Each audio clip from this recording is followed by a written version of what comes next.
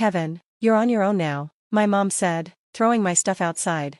Fine, I'll remember this, I whispered as I walked out. 6 months later, they were broke, and I wasn't picking up the phone.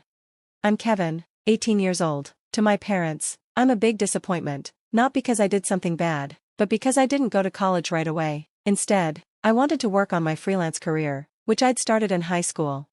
And honestly, I was doing fine. I wasn't rich, but I was making enough to support myself. I had regular clients and work that I enjoyed. But my parents hated it. You won't get anywhere without a degree, my mom said to me all the time. You think this little side business will last? You're wasting your future, my dad would add.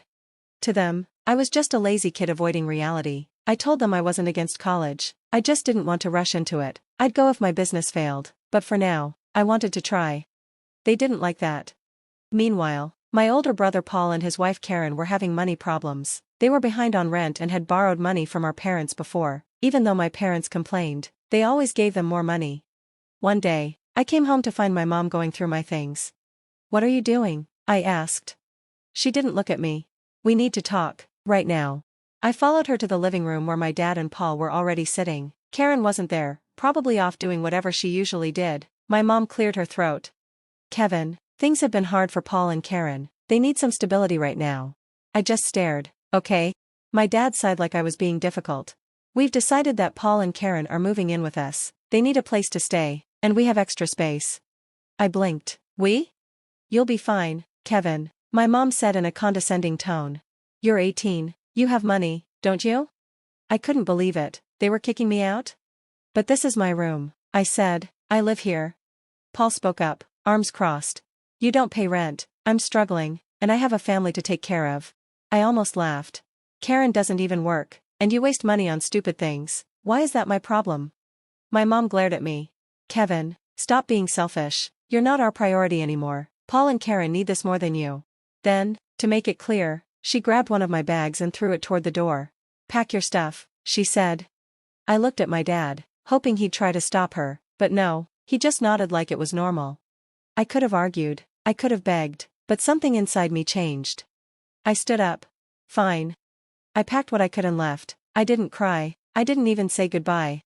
If they wanted to treat me like I didn't matter, I'd do the same. For a while, I stayed with a friend and focused on work. 6 months passed, and I didn't hear from my parents. No calls, no texts, nothing. In their minds, I was gone, and that was fine by me.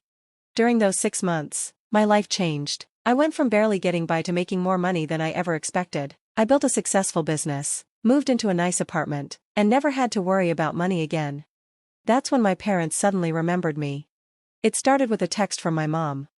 Hey, sweetheart, how have you been? I had to check the phone to make sure I wasn't imagining things. This was the same woman who kicked me out 6 months ago. I didn't respond. A few days later, another text. Kevin, it's been a while, we miss you, why don't you come over for dinner? Miss me? That was funny, I didn't remember them missing me when I was thrown out with a duffel bag. I ignored it again. Then came the calls. I ignored the first few, but after the 5th call in one day, I picked up. Hello? Kevin, it's so good to hear your voice, we were just talking about you, my mom said, way too cheerful. I just said, uh-huh. After a pause, she continued. Well, we just wanted to check in and see how you're doing, maybe you could come over? I smirked. You mean my old house? There was silence, then my dad spoke up. Listen, Kevin, we know things were tough before, but we're still family. Family supports each other. I repeated his words. Family supports each other. That's funny because I don't remember much support when you kicked me out to give Paul my room. My mom sighed. Kevin, that's in the past. We thought it was the best decision at the time, but we miss you. Right, and now that I'm doing well, you suddenly care? I asked. Oh no, of course not, she said quickly, but we did hear from your aunt, and she said your teachers are proud of you. Isn't that nice? So they heard I was doing well, now they wanted back in my life. I decided to play along. Huh, that's interesting. Mom nervously laughed. Yes, so, why don't you come over for dinner? I'll make your favorite meal, we can all catch up, Mom said. I acted like I was thinking about it. I don't know, Mom, is there even room for me? Paul and Karen still live there, right? There was a long pause, then Mom said quietly. Well, about that. I raised an eyebrow. What about it? Dad sighed heavily and said. They moved out. I almost laughed. Of course they did, and Mom hesitated before she finally said. Things have been hard, we've been giving them money, but now we're struggling too. There it was. And what does that have to do with me? I asked. Another pause, then Mom said. Well, since you're doing well, maybe you could help us out a little. Bingo. I whistled softly. So let me get this straight, you kicked me out because I didn't matter, but now that I have money, suddenly I'm important again? Dad quickly said. That's not fair, Kevin, we're still your parents. I laughed a little, but there was no humor in it. Oh really? Were you still my parents when you threw me out? When you didn't check on me for 6 months? Silence. Mom tried a different approach. Kevin, we made mistakes, but we love you, we need your help. I leaned back, smiling slightly. I let the silence hang for a while, then I said calmly. You made it clear 6 months ago that I wasn't important to you, remember that, Mom? Right before you started tossing my stuff outside. Kevin, that was, she started. I cut her off. It was a choice, you chose Paul over me, and now you want something from me? Let me be very clear, I don't owe you anything. Kevin, please, Mom's voice shook. Dad stepped in, sounding annoyed. Son, you're being ungrateful, we raised you, gave you everything, and now when we need you, you turn your back? I laughed bitterly. You mean like you turned your back on me? You didn't even care enough to ask if I was okay. The only reason you care now is because you found out I'm doing well, just admit it. More silence. Then Mom said quickly. Kevin, we're struggling, Dad's hours were cut, and we've been paying Paul's rent, we're falling behind. That's not my problem, I said flatly. You made it clear I wasn't part of the family, now you're not my responsibility either. Kevin, don't be like this, Mom begged. But I just shook my head, even though they couldn't see it. You wanted me out of your life, well, you got it, stay out of mine. And I hung up. For the next few days, I ignored all their calls and texts. They even tried sending friendly messages like nothing had happened. I thought they'd give up eventually. I was wrong. One night, while finishing up work, there was a loud knock on my door. I wasn't expecting anyone. I felt uneasy as I looked through the peephole. There they were, my parents. I froze. How did they even find me? I never gave them my new address. Dad knocked again, harder this time. Kevin, we know you're in there, open up. I didn't move. I thought about pretending I wasn't home, but I knew them, they wouldn't leave easily. With a deep sigh, I unlocked the door and opened it. Mom's face crumpled when she saw me. Oh, Kevin, thank goodness, she said, reaching out like she wanted to hug me. I didn't move. She dropped her arms. I crossed mine and leaned against the door. How did you find me? Dad cleared his throat. Your brother. Of course, Paul must have found out somehow. I took a slow breath. What do you want? Mom looked nervous. Kevin, sweetheart, we need help. I figured that out from the dozens of missed calls, I said, and like I already said, I'm not interested. Kevin, don't do this, Dad said, his voice low, we're family. I laughed coldly. Family? Funny, real family doesn't throw you out when it's convenient. I stared hard at Mom. Does that ring a bell? She looked offended. That's not fair, Kevin, we didn't kick you out, You did, I cut her off. You picked Paul over me, you made it clear I didn't matter. Dad's face tightened. That's not true. Oh really? I challenged. Then why didn't you even offer me a couch? Why didn't you support me like you did Paul? They had no answer. Mom just sighed. Kevin, we made mistakes, things are bad now, Dad's barely getting shifts at work, we've been paying Paul's rent, we're drowning in bills. I tilted my head. And how is that my problem? Mom flinched. Kevin, we don't have anyone else to turn to. And whose fault is that? I asked. Dad stepped closer, maybe trying to intimidate me, but that wasn't going to work. Kevin, you can't be this heartless, he said. I can, I said simply, especially toward people who threw me away when I didn't fit their plan. Kevin, that's not, Mom started. Save it, I said. If I had followed your plan and gone to college, I'd be drowning in student loans right now, I'd be broke, but because I didn't, and built something on my own, now suddenly I'm good enough? Mom's eyes filled with tears, but I didn't feel bad. We're sorry, Kevin, she whispered. I shook my head. No, you're not, you're just sorry you're broke. She looked hurt. Dad took a deep breath like he was trying not to get angry. Kevin, we just need a little help to get back on track. I sighed, running a hand through my hair. You want help? Yes, Mom said quickly. I smiled thinly. Here's my advice, get a job, maybe two, that's what I did. Their faces fell. Kevin. I'm done, I said, stepping back inside. Stay out of my life, good luck. And I shut the door in their faces. I stood there for a long time, heart pounding, waiting to see if they would knock again, but they didn't. After a few minutes, I heard them walking away. I let out a slow breath. It should have felt good, and part of me was proud. But deep down, it still hurt, because no matter what, they were my parents. And to them, I was just a wallet.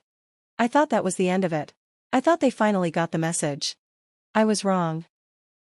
3 days later, they showed up again.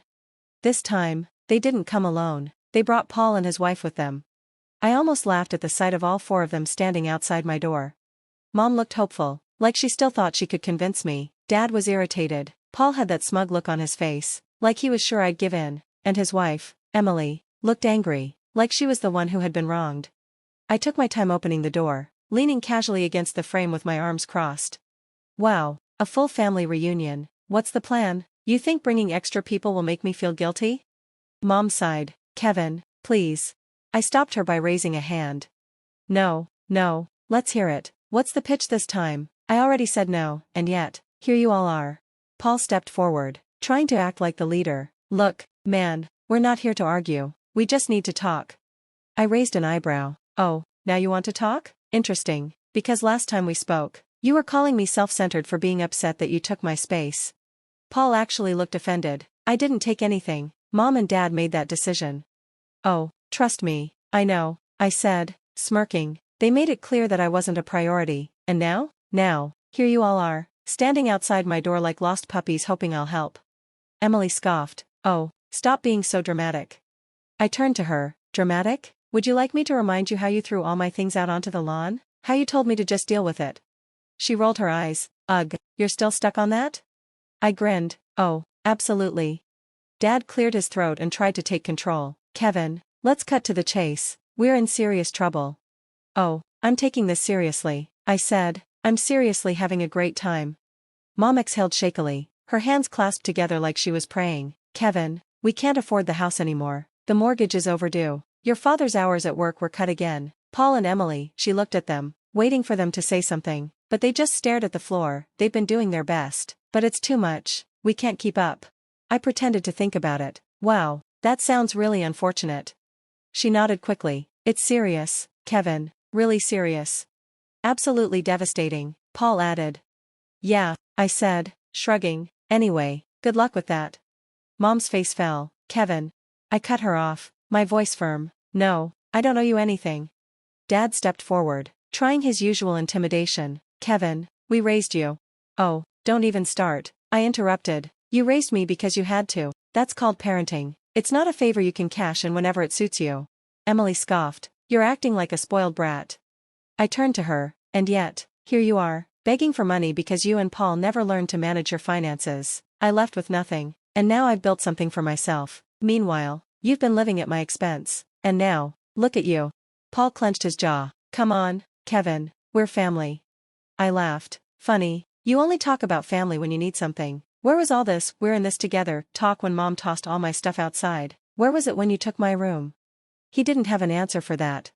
Dad sighed, rubbing his forehead. Kevin, we know we made mistakes, but can't you just? No, I cut him off. You don't get to throw me out and then show up when it's convenient. You don't get to treat me like I didn't matter and then expect me to help. Mom looked like she was about to cry. Kevin, please, just a little help. I stepped closer and lowered my voice. How many times do I have to say it? I don't care. Emily scoffed again, folding her arms. Unbelievable. You have all this money, and you're just going to watch your family suffer? I tilted my head slightly. Yep. She opened her mouth to say something, but I didn't let her. Without another word, I turned around and shut the door in their faces. For a moment, I just stood there, listening. I could hear muffled voices, Mom still begging, Paul complaining, Dad sighing in frustration. Then, finally, footsteps. They left. I took a deep breath and ran a hand through my hair. This time, I felt nothing. No guilt, no regret. Just peace. They made their choice, and now, so had I. And I wouldn't never look back. But honestly? What a crazy turn of events. 1 minute, they were tossing me aside like trash. Next, they were outside my door, acting like I was their only hope. It was almost funny, almost. So, what do you think? Was I too harsh? Should I have helped them? Or did they get what they deserved? Because after everything they did to me, I think they barely got what was coming to them.